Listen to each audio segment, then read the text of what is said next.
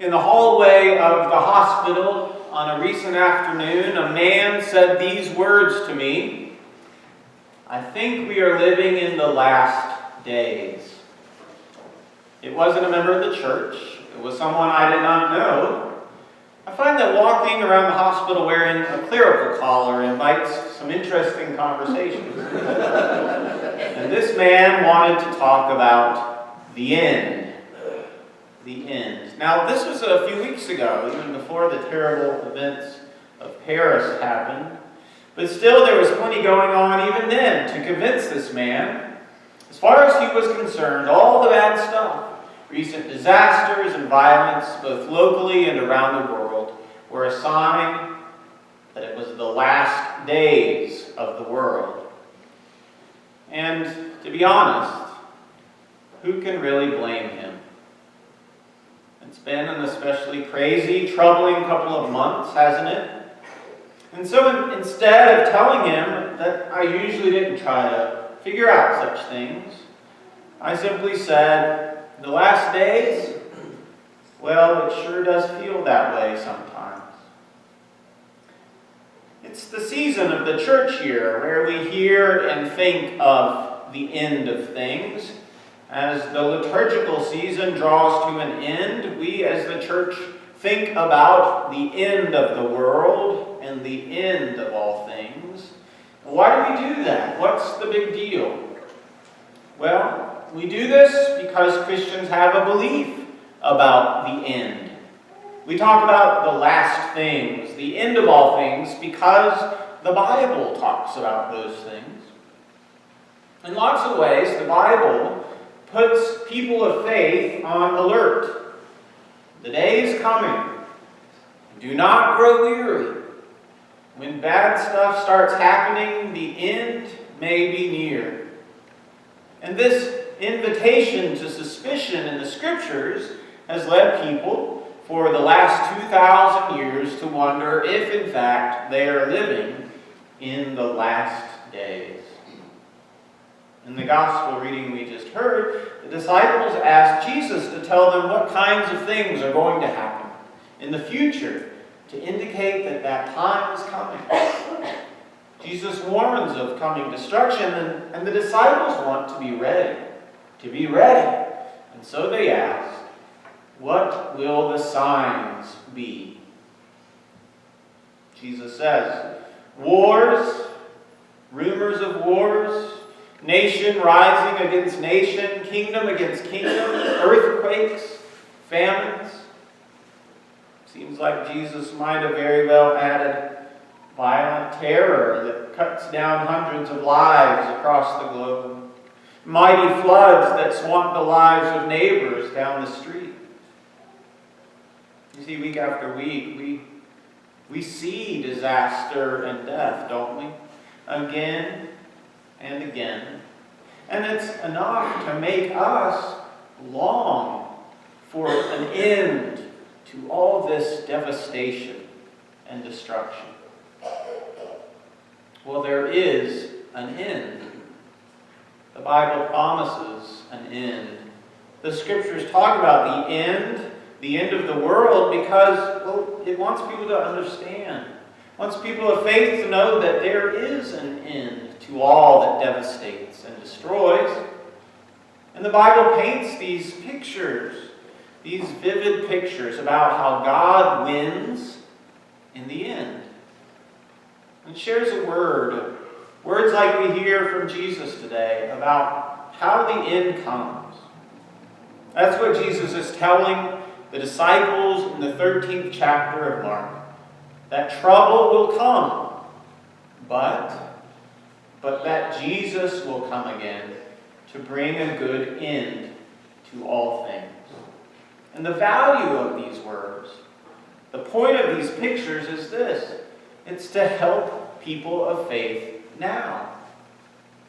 To help us. For by knowing the end God promises, we are able to make it in the present. Allow me to make a really silly comparison that may nonetheless be a helpful way of thinking about all this. You may or may not know that I'm a big Nebraska football fan. Growing up as a boy in Nebraska tends to do that. I've rooted for Nebraska through the glory and the agony over the years, and mostly agony of late. And the truth is, anymore, I can't watch Nebraska football games on TV. It just so unnerves me that it just makes me physically ill. Maybe some of you can identify, insert your own team. But I don't watch Nebraska football games anymore. But here's what I do. I wait until the game is over, and then I check the score. And if Nebraska lost, I say, "Aw, shucks," and I go on with my day. But if my team won, well, then I go back and I watch the game on replay.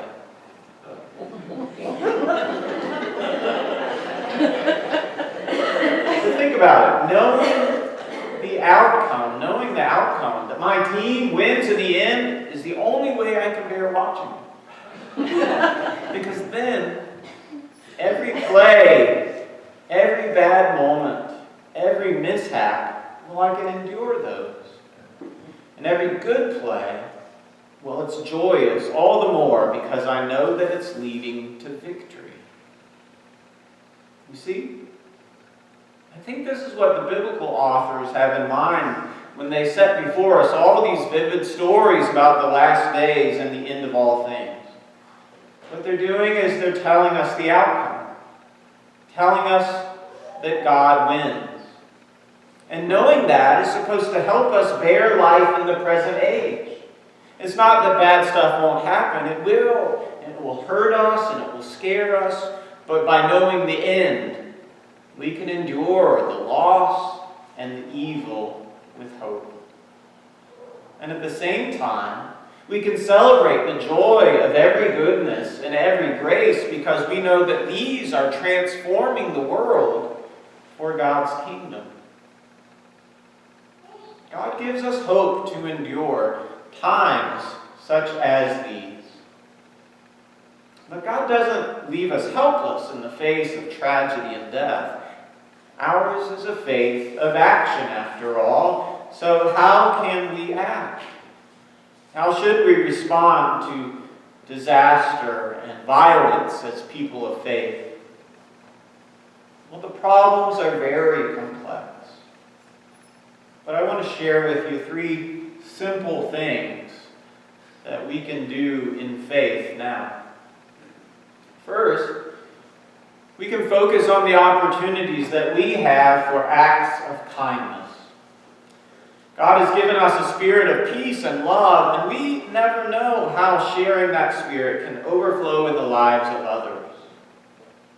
Let our weapon against those who would lose hope or do harm be the kindness of our words, the warmth we share with strangers, the help we give our neighbor. For God uses these simple acts for good. Second, we can be generous with what we give. Freed, you see, from fear about the future, we no longer hold so tightly to what we have in the present. We can share our gifts for ministry that helps or with people who strive for peace. Through the church, God turns our gifts into the good work of the kingdom. And third, we can pray. We can pray for the desperate, for the angry, for those who have lost hope, for those who do not value life, for those who see violence as the only way to live. God invites us to pray for everyone, and so we can pray for these as well. So are we living in the last days? I don't know. I don't try to figure those things out. But I do know how God calls us to live in these days and every day with hope.